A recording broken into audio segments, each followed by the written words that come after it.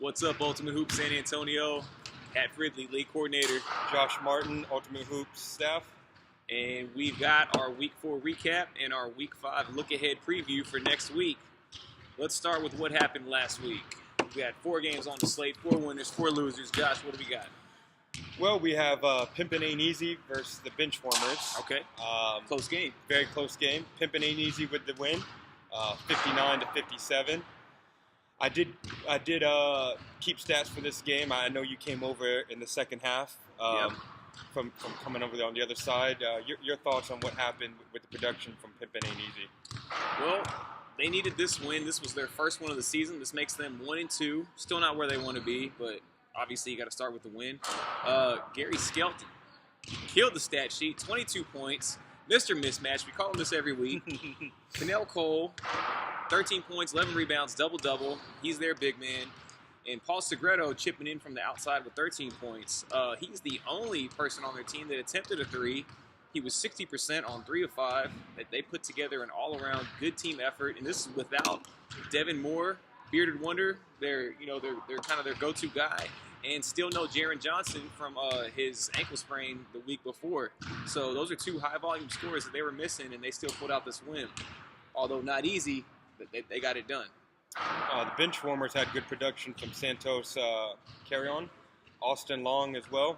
Santos with 15 and 12. Double-double. Can't go wrong with a double-double. Austin Long with 12 points. Although he did tell me after the game he was disappointed with the loss. As you would be. I mean, I remember watching that sequence. Down 2 points, just a few seconds left. Alex Watson actually took their last shot.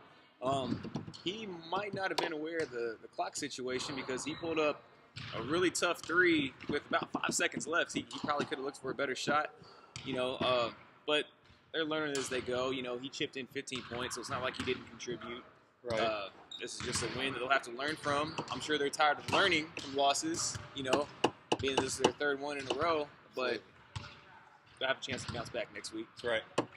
Next game, we had the Little Rascals versus 281 Legacy. What happened there? So we had the win with the Little Rascals, 78. 281 Legacy with 58. Ooh, 20-piece McNuggets. I still haven't got to watch too much of 281 Legacy. Yeah.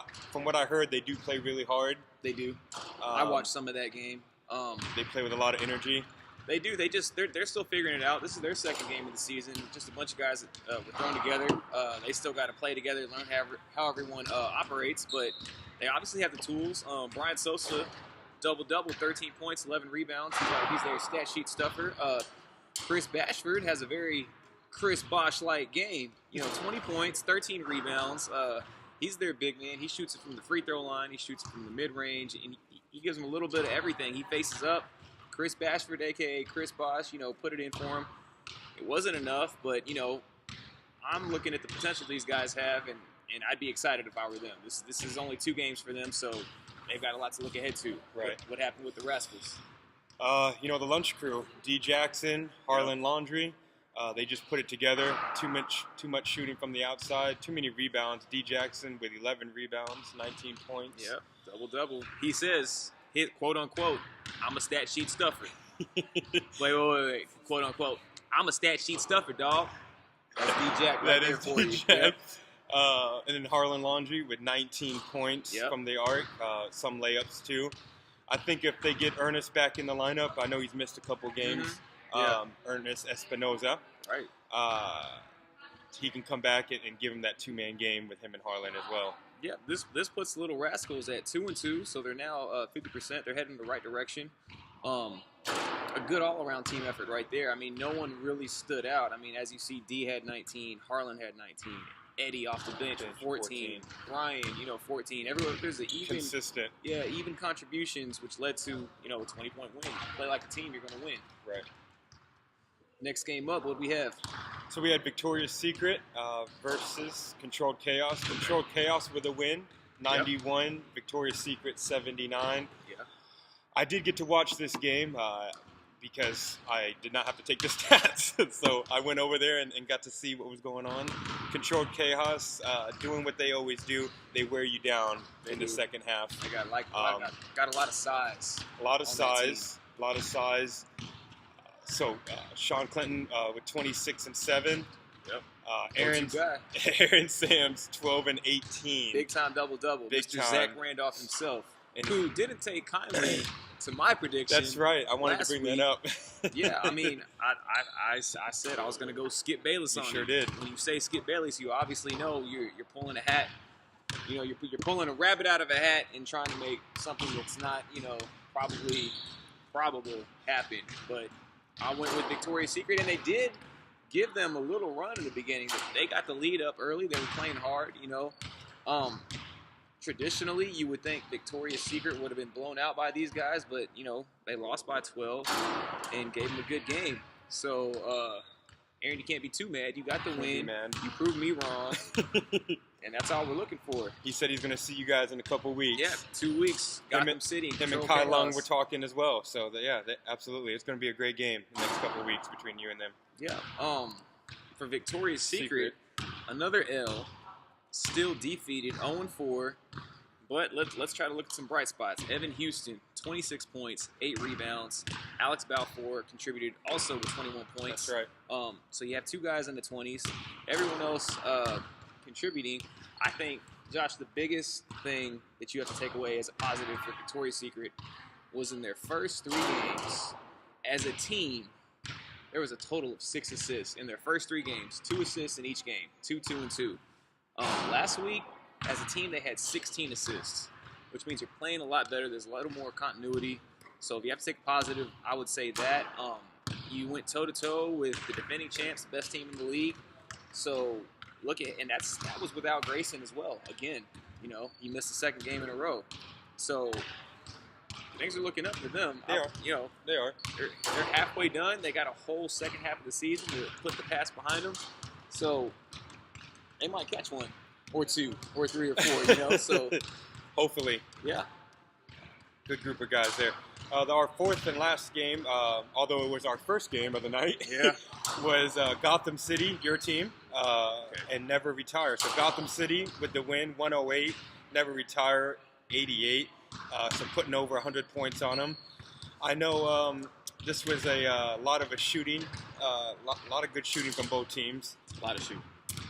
Pat Fridley, our own league coordinator here, with 26, 10, and 7. You talked to me a little bit about how you had to be at the bottom of the zone.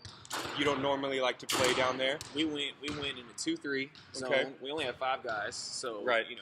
Kind of go zone when you do that.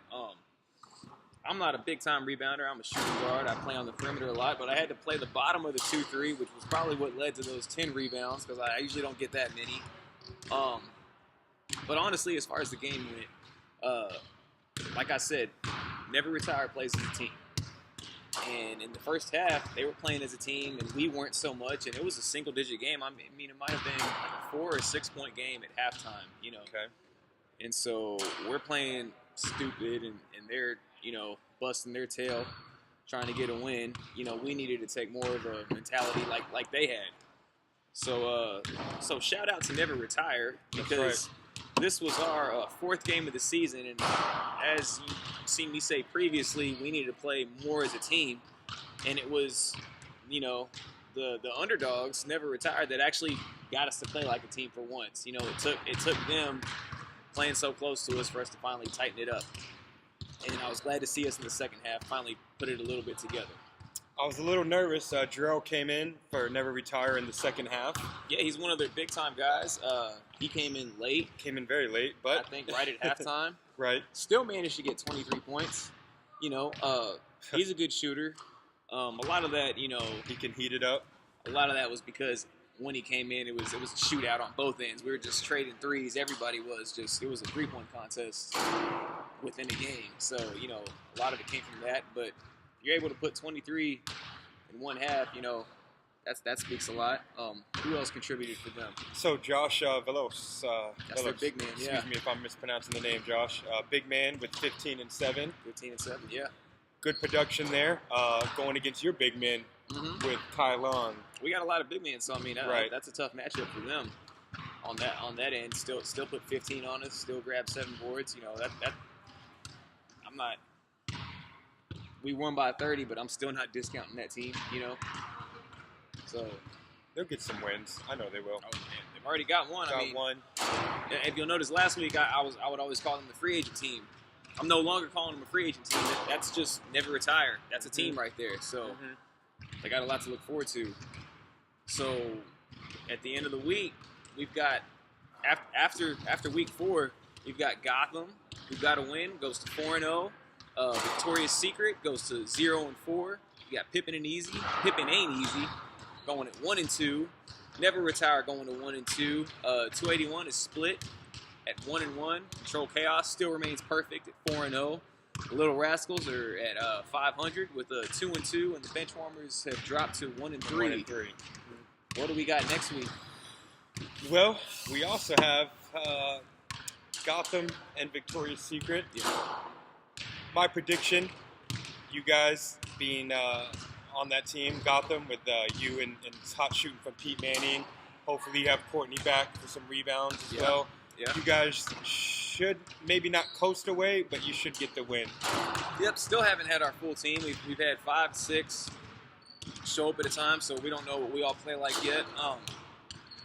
I hope we beat Victoria's Secret. I feel that we should, but a team like that, with every loss, you just get more and more hungry. And this isn't a team that's going away or quitting on it.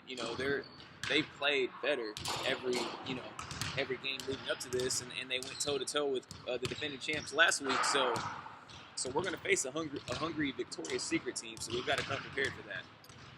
Next we have Pimpin' Ain't Easy, 1-2. Never Retire, 1-2. Yep. This is a tough one to pick.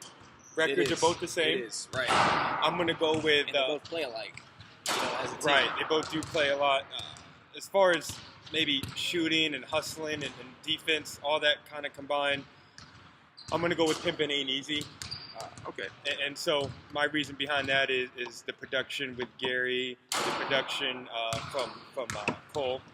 And you know what? This team, this game might be the one to watch. Because now that I'm looking at it, Pimpin' Ain't Easy and Never Retire, they match up so well.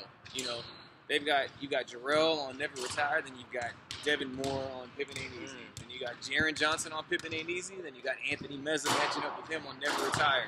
You got Pippin' Ain't Easy's lone big man, Cannell Cole, against Never Retire's lone big man, Joshua Villos. So, a lot of all-around matchups there, and they play the same style of game. We'll see what happens with them. And Devin DeMacco, speaking of Pippin' Ain't Easy, Devin DeMacco, you scored 3 points in the game last week. I put you on the cover of the website. That will never happen again. Whoa. So long as you disappoint me. Cover boy. Just messing with you, Devin. It's all love. I know you can heat it up. Just heat it up a little more next time. That's right. Moving on, we have 281, who's 1-1. Controlled Chaos, 4-0. Yep. Prediction, I'm going to go Controlled Chaos with their size. And the chance you got to. They play really well as a team. They have all returning starters for the most part. They've added some good pieces with some other big men. Controlled Chaos should get the win. Your thoughts? 281, for those of you not from San Antonio that don't know, that is the other Lifetime club. Because it's at the corner of 281 and 1604. Both these teams, Control Chaos and 281, they are originally from 281 club. That's their home club. So these guys have played against each other multiple times, whether open runs, leagues, over the years. So there's probably going to be some, I don't want to say chemistry, I guess you could say maybe history there. Not necessarily a bad history, but, it's guys that know each other's games, that have played with each other and against each other over the years. So despite the records, with Control Chaos being undefeated and 281 being 1-1, I would look for it to be a close game. And you know what? Just for you, Aaron Sams, another Skip Bayless prediction. I'm going to go ahead and go with 281. Aaron, he likes to make you mad. What can I say? He likes to go opposite. Hey, just prove me wrong, big dog. That's all you got to do. Lastly on the agenda for the next week's games, Little Rascals 2-2, Benchwarmers 1-3. My prediction, Little Rascals, they're getting it going right now. They're finding their team chemistry. I play with some of the guys on Friday at the lunch run. Good friends of mine. I'm going to go Little Rascals with the win over the Benchwarmers. I'm right there with you. I'm going to go with Little Rascals as well. However, the Benchwarmers you got to remember they play hard for 44 minutes. Absolutely. So no lead is safe, and there is no cushion. They'll never let up. The second you let up, they come back, as they have done in previous games and in previous seasons. So expect Little Rascals to come in and take care of business, but if they don't, expect an upset. I agree. Yeah. I agree. Well, that wraps us up for next week. Yeah. Well, speaking of previews, That's right. who you got for tomorrow's big game? I know The Super Bowl. I know we can't go without pointing the beanie out, and that's a very nice looking beanie, by the way. Yep. So Fresh out of '95, you can't go buy these anymore. So I'm going to go with the gunslinger Peyton Manning and the Denver Broncos. I know you're not really happy with that pick, but this may be Peyton Manning's last Super Bowl run. Yeah. I think he should go out with a bang. I think so, but is it going to happen? We'll find out tomorrow. Your thoughts? It's tough for me.